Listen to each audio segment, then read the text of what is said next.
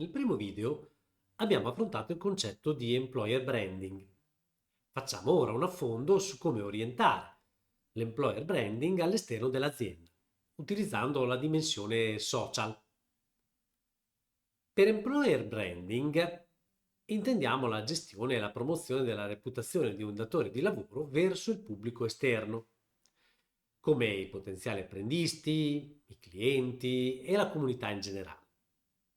Questo aspetto si concentra sull'immagine che un'azienda proietta all'esterno come luogo di lavoro desiderabile. Le nuove generazioni sono molto attente ai valori e all'identità dell'azienda.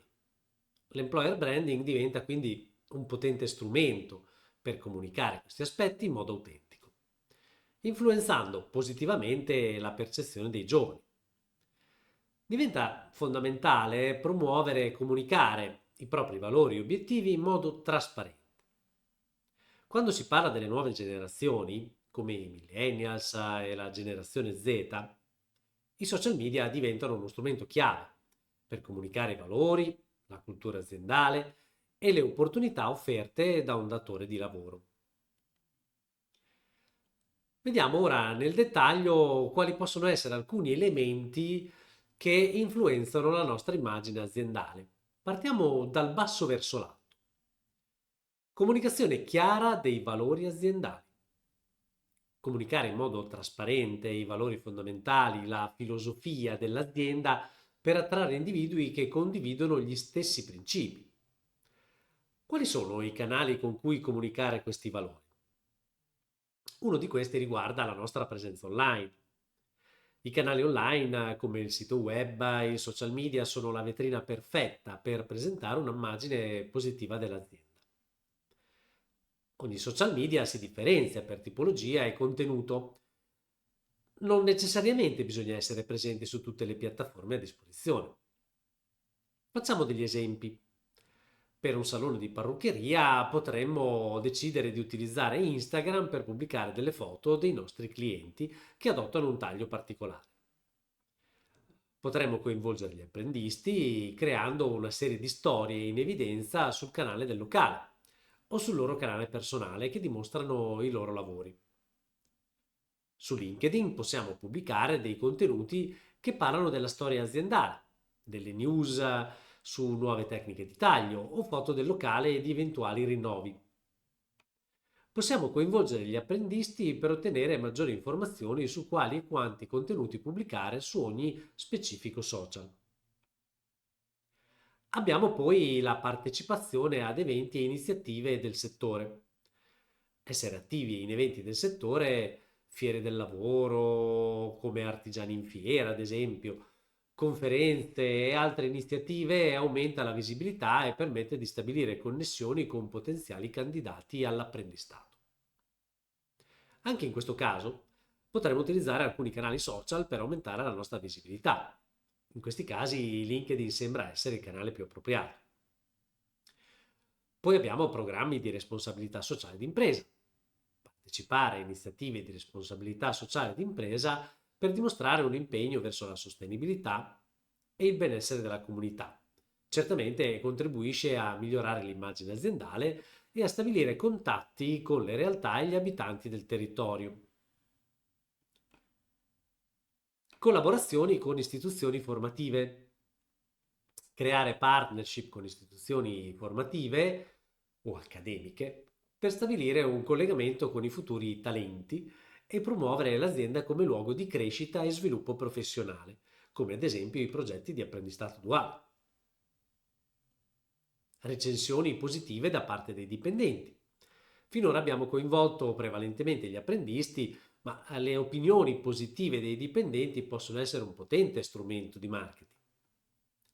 Incentivare la condivisione della realtà aziendale come un ambiente di lavoro positivo può portare a recensioni favorevoli sui motori di ricerca e sui social media. Bisogna però prestare attenzione a non forzare troppo i dipendenti o gli apprendisti, o peggio, a non fornire delle immagini che non sono rappresentative dell'azienda. Offerte di lavoro accattivanti. Creare offerte e descrizioni del lavoro che siano chiare, coinvolgenti e che riflettono la cultura aziendale e incoraggia certamente i ragazzi a candidarsi. Cerchiamo di eliminare tutte le frasi fatte, come ad esempio un ambiente dinamico, voglia di mettersi in gioco, lavora bene sotto pressione. Creiamo degli annunci che rispecchino la nostra realtà aziendale, senza troppi giri di parole. Parola d'ordine, semplicità. Quindi, quali sono i vantaggi di una strategia di comunicazione efficace? Partiamo dall'attrattività, ovvero la capacità di attrarre persone che condividono gli stessi valori aziendali. Poi abbiamo sicuramente l'appartenenza, cioè traducibile in una riduzione di abbandoni da parte dei dipendenti. Abbiamo inoltre il coinvolgimento dei dipendenti attraverso un miglioramento dell'ambiente di lavoro, in generale, ma anche del grado di soddisfazione lavorativa personale. Infine, l'elemento principale delle strategie di employer branding è la creazione e la gestione della reputazione aziendale, come luogo attrattivo dove lavorare. Prima di passare ai contenuti, facciamo una precisazione. Quando ci rapportiamo con i nostri collaboratori, con i dipendenti o con gli apprendisti, non dobbiamo dimenticare il fattore individuale. Non bisogna cioè dare per scontato che tutte le persone della generazione X abbiano un forte orientamento al risultato o che tutti gli appartenenti alla generazione Z utilizzino un determinato social media o siano degli esperti del settore. Facciamo attenzione a non cadere nella trappola della generalizzazione. Ci sono sempre delle differenze individuali.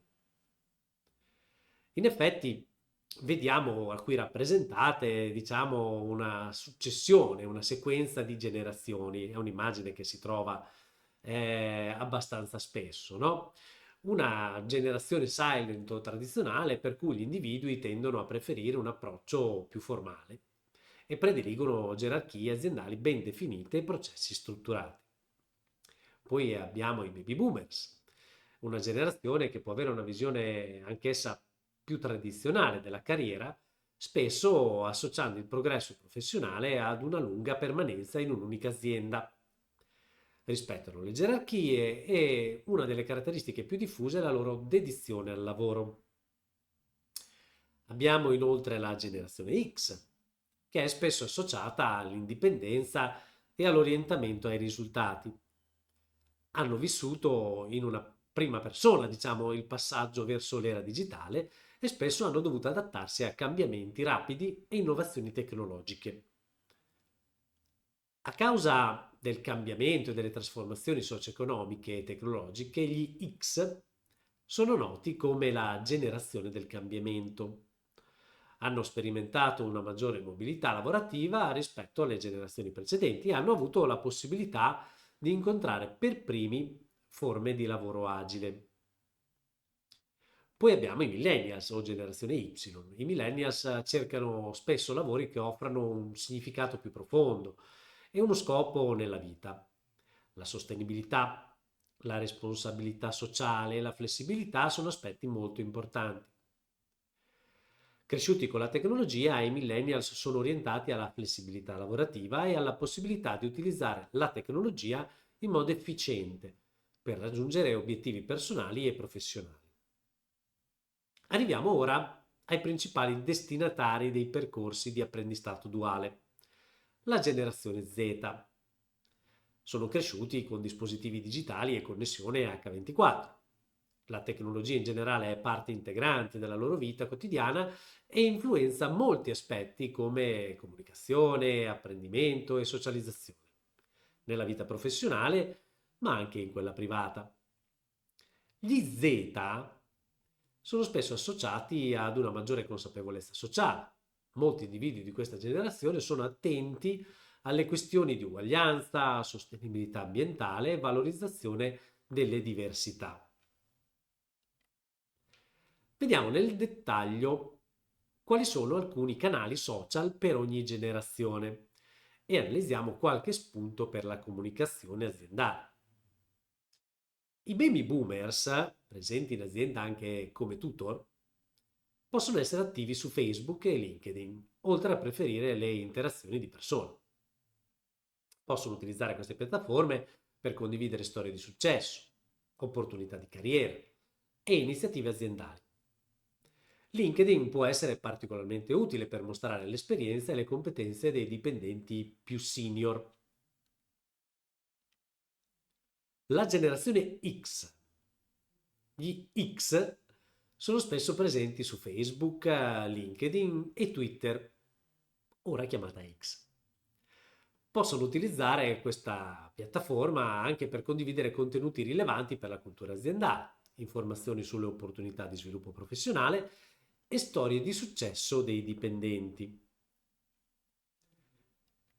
I millennials sono attivi su molte piattaforme con una particolare predilezione per Instagram, Snapchat e Twitter o X e anche LinkedIn.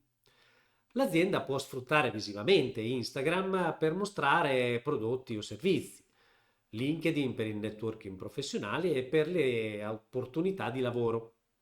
Utilizzare Twitter o X per l'interazione rapida e orientata alle notizie oppure verso personaggi pubblici.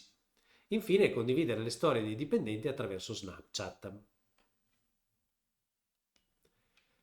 La generazione Z.